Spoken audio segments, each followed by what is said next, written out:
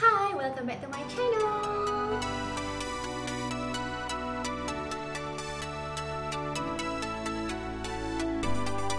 Hai, saya adalah sales director Iema.